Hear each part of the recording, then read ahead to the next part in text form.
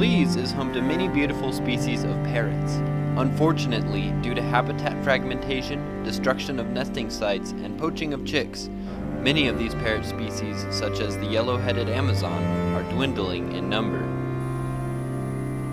My name is Nicholas Lorman. I'm a conservation biologist, and we are out here in Belize's beautiful pine savanna. And I'm out here with the given task of releasing 14 yellow-headed parrots into the wild. The yellow-headed parrots or yellow-headed Amazons are critically endangered and frequently sought after for the pet trade. They're very good talkers and they learn very fast, and so many people think that they would make very good pets, but the fact is that they are wild animals and they belong out here in the wild. And so it is my pleasure to be out here releasing these animals back into the environment where they belong. In order to protect the wild population of yellow-headed parrots, conservation biologist Charles Britt and volunteers banded together with Program for Belize and the Belize Bird Rescue to monitor the population during their breeding season. By essentially patrolling the area around the parrot nests during this time, the presence of the rangers and volunteers make it more difficult for a would-be poacher, as the risk of getting caught is much higher. This also allows for occasional checkups on the vitality of the nestlings. Boom.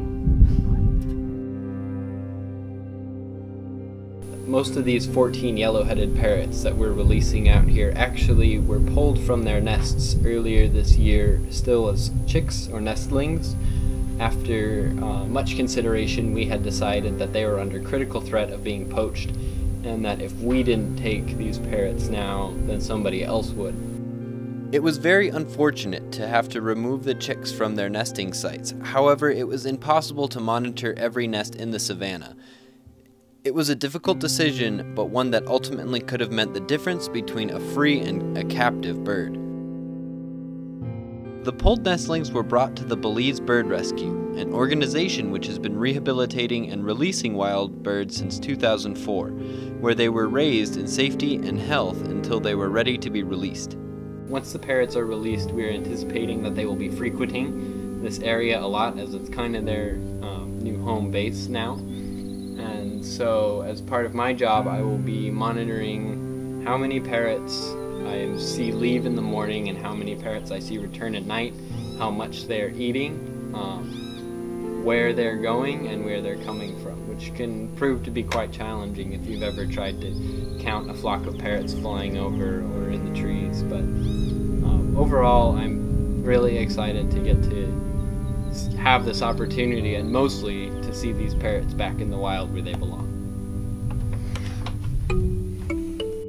The first week of the release went by rather smoothly. Though a little frazzled after the car ride to the release site, after a day or so, the birds adjusted to their new home.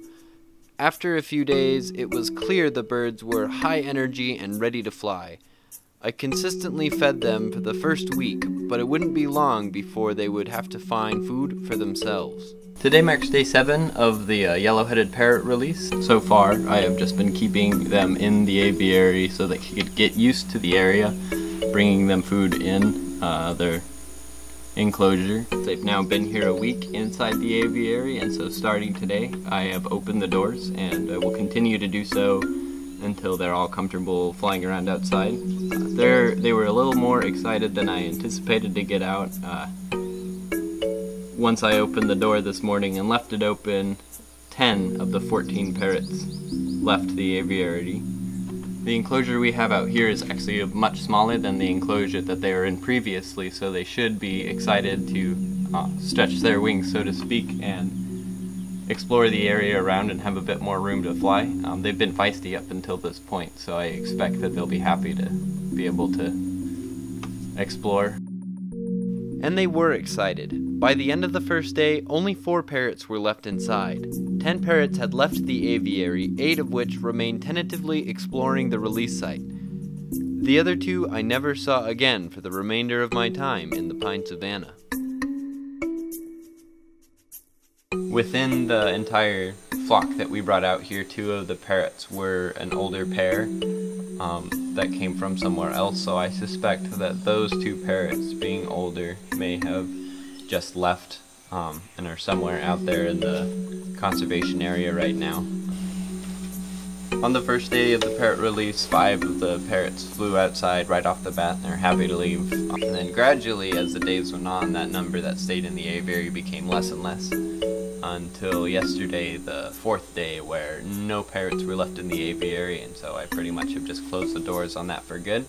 And that means that all of the parrots are now in the area. Now that we are 1 week into the official release, I've just returned from collecting and foraging for some native foods for the parrots to start eating. Now we're going to have to start transitioning them over into native fruits, and so I've been collecting the acorns off of the local oak species here, which are all things that we have seen the yellowheads eating in the past. So and I've gathered them on limbs in the hopes that they will learn what to associate finding these foods with. Every day around 4 to 5 o'clock you start to hear all of the parrots of different kinds, even Amelie parrots, red lord parrots. They all come back from wherever they've been foraging, and a lot of them pass over this area. Our flock of yellow-headed parrots actually returns around that time, and they've been roosting in a tree just north of where the aviary was. And I have seen all 12 flying together, so it means that they are sticking together as a flock, which we suspected, as they do know each other. The question that remains now is, will these parrots ever reintegrate with a wild flock, or will they remain their own separate population? Since the first day of the release, it has actually been, as you can see, it's been raining. This is the clearest it's actually been. Hopefully this weather starts to clear up, because it does make the parrot food a little soggy, and it makes me a little soggy. I'm sure the parrots love it though. But yeah, you know, it really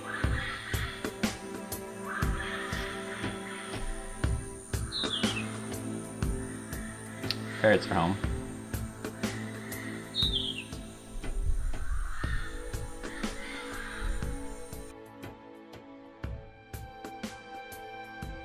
Earlier this summer I was out here helping with this very same project. We were monitoring nests and determining which ones were under critical threat of poaching and how many were being poached a year, and so some of these chicks are chicks that I personally pulled from their nests because we determined that they are under too great of threat.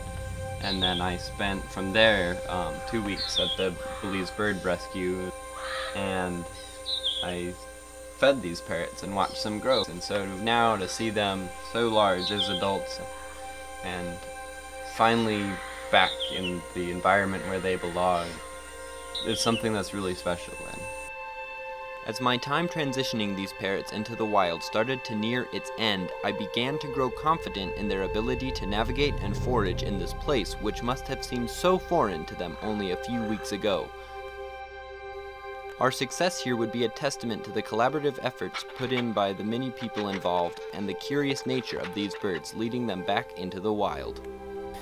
It has now been 28 days since the beginning of the release, and it's actually been quite a while since I've done an update, but today is actually my last day out here in the field.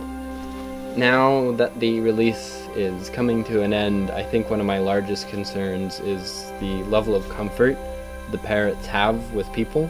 These parrots have been fed by humans, they've had health checks on them by humans, and though we, the caretakers of these parrots, have been doing our very best to distance ourselves and to limit our speech so that they don't learn to mimic us, it can be very difficult. The level of contact that these parrots will have with humans will steadily decrease as me, the guy that they know feeds them every day, is now gone. They'll have less and less reason to come by the station where the people are, and as more time goes by, I am hopeful that they will completely cease their interactions with humans at all, and the next time they see a person, they will fly the other way.